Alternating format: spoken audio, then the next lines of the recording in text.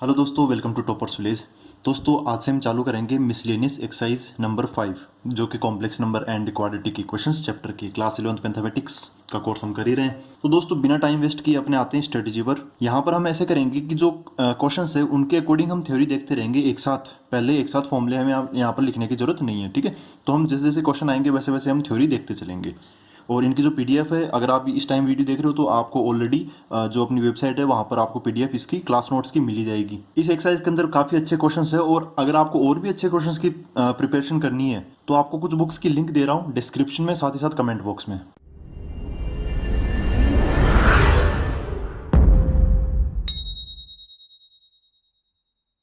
तो दोस्तों question number 1 ये है, इवेल्युएट दिस। ऐसा एक्सप्रेशन लिखा हुआ i to raise to power 18 plus 1 upon iota की पावर 25, और इसकी होल पावर है कितनी, 3। तो क्वेश्चन मैंने लिख लिया है। यहाँ पर मेन चीज़ पर आते हैं। देखो हम सबको पता है कि अगर जैसे आयोटा की पावर 1 तो आयोटा ही होता है, आयोटा का स्क्वायर करेंगे तो हमें कितना मिल जाएगा, -1 मिल जाएगा।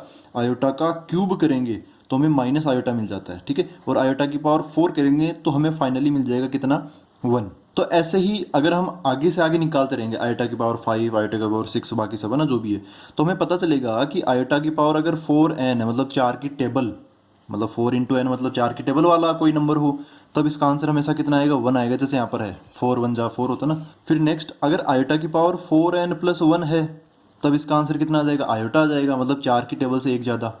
फिर आयोटा की पावर अगर 4n प्लस 2 है, जैसे इस आप 2 को समझ सकते हो, 0 प्लस 2 है ना, 0 को आप 4 इंटू 0 लिख सकते हो, तो इसका आंसर आएगा -1। और अगर आयोटा की पावर हम लगाते हैं लास्ट 4n प्लस 3, तो इसका आंसर कितना आ जाएगा, माइनस आयोटा। बस इस 4 टाइप की एक्सप्रेशन ही हमें देखने को मिलेंगे। बस 4 ही क्यों, क्योंकि आप इसको ऐसा भी समझ सकते हो, जैसे होता है ना dividend equal to divisor into quotient plus reminder.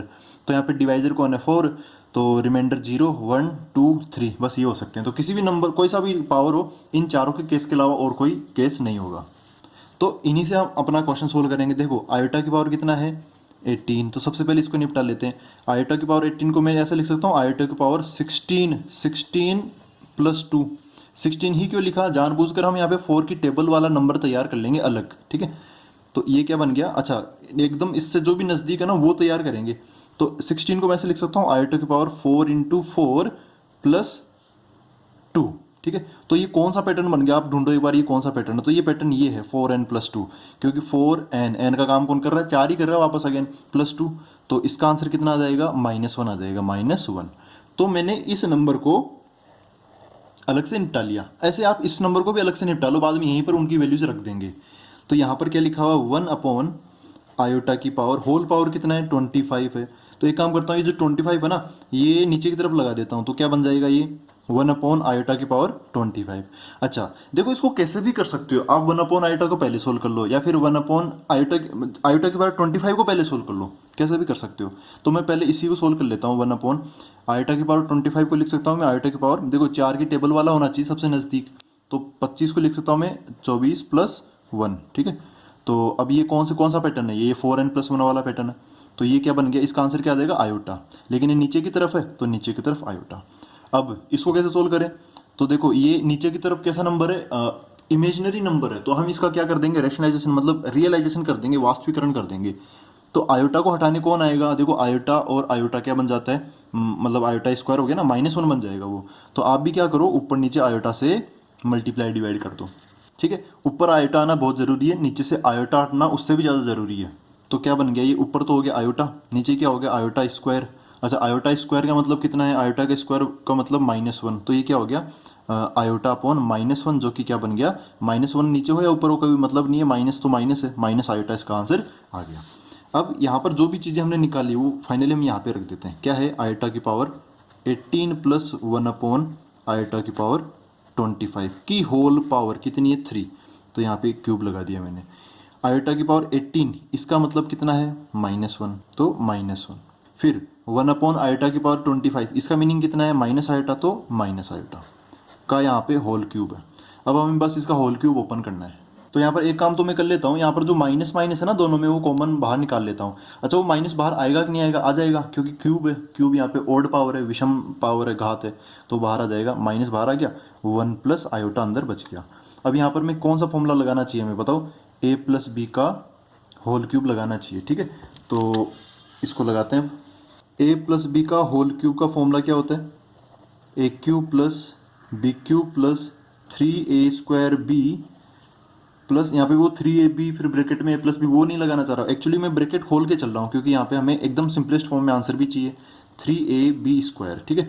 यहाँ पर क्या है, अपना जो एक्सप्रेशन है वो है -1 प्लस आयोटा का क्यूब। तो ये माइनस जो है वो, तो यहाँ पे जैसे माइनस लगाऊंगा तो ये ब्रैकेट के बाहर लग जाएगा माइनस, ठीक है, उसको तो रखता हूँ मैं बाहर। अब a क्यूब मतलब 1 का क्यूब 1 आ जाएगा, फिर b क्यूब मतलब आयोटा का क्यूब, तो आयोटा का क्यूब, इसकी जगह वैल्यू बाद में रख देंगे। फिर 3a²b, तो 1² आयोटा, यहाँ पे 1² आयोटा, तो 1 का स्क्वायर लिखो या मत लिखो बात बराबर ही है।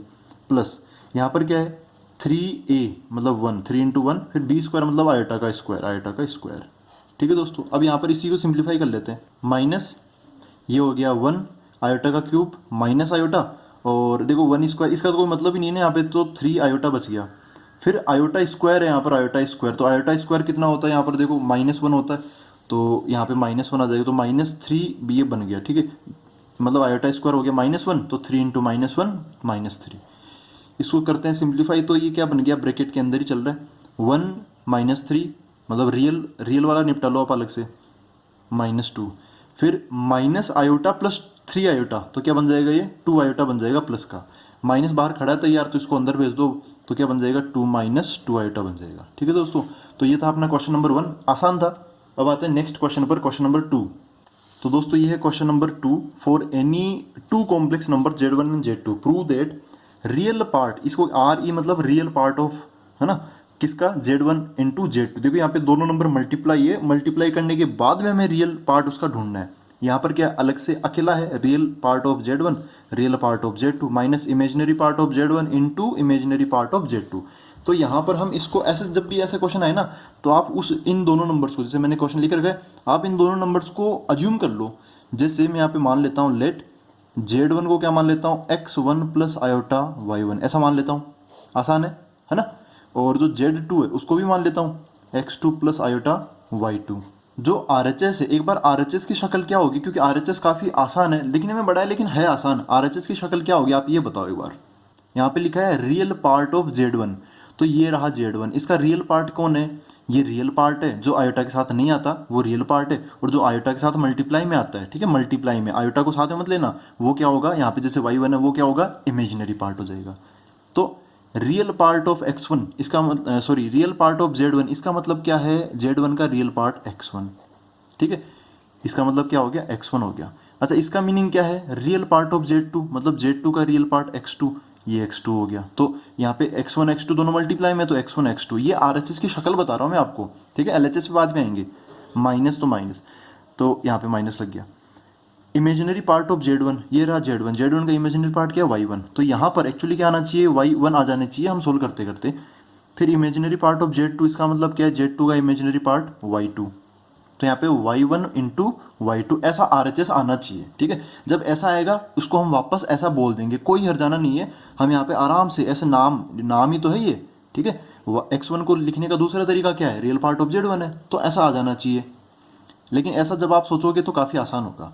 अब आते हैं हम किस पे, LHS पर। LHS देखो क्या है, real part of Z1 Z2, तो मैं इसको ऐसे लेके चलता हूँ, real part of Z1 Z2। यहाँ पे ये RE है ना, RE मतलब रियल पार्ट, इसको आप बाहर लटकाए रखो, ठीक है, लास्ट तक इसको हम लटकाए रखेंगे, बाद में जो भी नंबर आएगा उसका RE मतलब रियल पार्ट निकाल के उसको बता देंगे। तो Z1 × Z2 मतलब Z1 क्या था, ये रहा Z1, यहाँ पे दोनों को मल्टीप्लाई करने के लिए बोला जा रहा है, आप भी मल्टीप्लाई कर दो, x1 plus iota y1 multiply by, bracket के अंदर ही है ना, ब्रैकेट कोई दूसरा अलग से नहीं लगेगा इसके लिए, ब्रैकेट के अंदर ही हो रही सारी घटनाएं। Z2 मतलब x2 प्लस आयोटा y2। तो दोस्तों अब इसको ना हम मल्टीप्लाई कर लेते हैं, अगले पेज पे लिख लेता हूँ ये सारी चीज़ें। तो LHS equal to real part of, अब यहाँ पे क्या आएगा, हमें यहाँ पर इन दोनों को मल्टीप्लाई करना चाहिए। तो पहले x1 को इन दोनों से मल्टीप्लाई कर लेता हूँ, ठीक है, x1 को इन दोनों से मल्टीप्लाई कर लेता हूँ। एक बार के लिए मैं फॉर्मेट लिख लेता हूँ, बाद में इसको सिंप्लीफाई कर लेंगे ताकि कोई गलती ना हो, कैलकुलेशन मिस्टेक ना हो। फिर आयोटा जो y1 है वो डिस्ट्रीब्यूट हो जाएगा, आयोटा y1, ठीक है ना, ये आयोटा y1 ये यहाँ वाला, ठीक है, ये इन दोनों पे डिस्ट्रीब्यूट हो जाएगा, x2 प्लस आयोटा y2।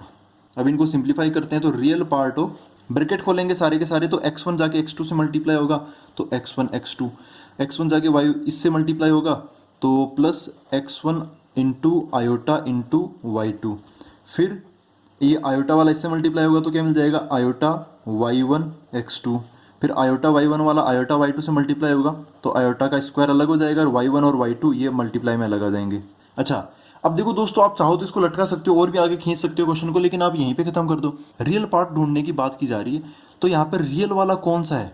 ये तो है x1 into iota into y2, तो ये वाला रियल पार्ट में नहीं आएगा। ये इसके पास भी आयोटा है, ये वाला भी रियल पार्ट में नहीं आएगा। इसके पास भी आयोटा है लेकिन आयोटा का स्क्वायर है, तो आयोटा का स्क्वायर कितना होता है? -1 होता है। तो यहाँ पर एक स्टेप और लिख देता हूँ मैं इसके साथ में, ये है x1 x2, ये पहले लिख देता हूँ मैं ना, इसको आगे ले आता हूँ। तो आयोटा स्क्वायर कितना हो गया? -1 इंटू y1 y2 तो है, तो -y1 इंटू y2 हो जाएगा। फिर इन दोनों में क्या है? आयोटा कॉमन है तो आयोटा कॉमन ले लेता हूँ। यहाँ पे क्या बच गया? x1 y2 प्लस, तो प्लस यहाँ पर आयोटा कॉमन आ गया तो क्या बच गया? y1 x2। अब यहाँ पर रियल पार्ट ढूंढने की बात की जा रही है, तो ये रियल पार्ट है और ये इमेजिनरी पार्ट है, ठीक है। तो इसमें से हमें बस यही लिखना है, यहाँ पर क्या आ जाएगा? x1 x2 minus y1 y2। अब यहाँ पर मैं वही तो बोल रहा था, ये ऐसी शक्ल तो बनेगी। अब यहाँ से घबराना नहीं है। यहाँ पे जो x1 है, x1 मतलब क्या चीज़ है? x1 का क्या मतलब है? तो x1 क्या है? इस z1 का रियल पार्ट है। देखो ये रहा। तो x1 की जगह मैं वापस ये लिख दूंगा, x2 की जगह ये लिख दूंगा, y1 की जगह imaginary part of z1, y2 की जगह इमेजिनरी पार्ट ऑफ z2। वापस ये नाम यहाँ पर डाल देते हैं। एक ही चीज़ को बोलने के दो तरीके हैं, तो आप दूसरा वाला तरीका आप यहाँ पे लिख दो, real part of z1, real part of z2 minus imaginary part of z1, ये y1 हो गया, और y2 क्या हो गया? Imaginary part of z2। ये किसके बराबर आ गए? हम RHS के बराबर आ गए, ठीक है दोस्तों अब आते हैं थर्ड क्वेश्चन पर। इसमें बोला है रिड्यूस, एक ऐसा बड़ा सा कॉम्प्लिकेटेड सा एक्सप्रेशन लिखा हुआ है to standard form. Standard form मतलब जानते हो ना, a प्लस आयोटा b की फॉर्म में लिखना है। मतलब बहुत आसान तरीके से 2 नंबर की यहाँ पे समेशन में लिख देना है, एक real part plus iota imaginary part, ऐसे लिखना है। तो ये क्वेश्चन में सही बताऊँ तो काफ़ी लेंथी होने वाला है। ऐसे नहीं कि इसको सिंप्लीफाई करते रहेंगे तो बहुत आसान एक्सप्रेशन आएगा। तो यहाँ पर कुछ भी कोई खास स्पेशल बात नहीं है इस क्वेश्चन के अंदर, बस कैलकुलेशन हमें करनी है।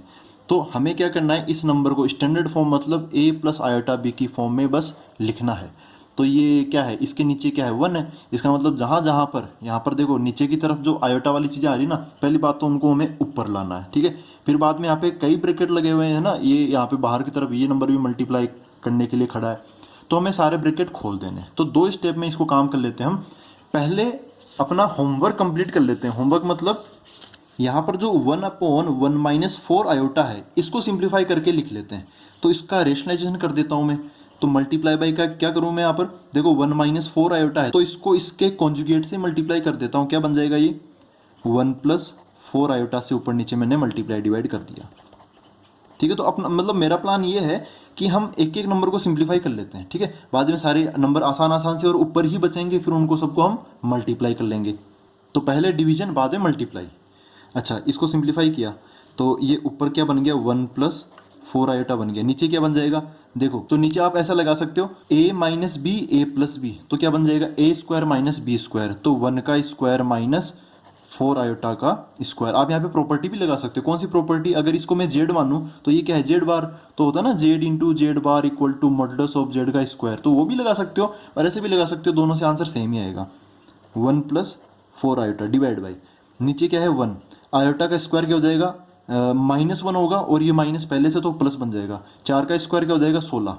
तो कितना आ गया? 1 + 4 आयोटा अपॉन 70।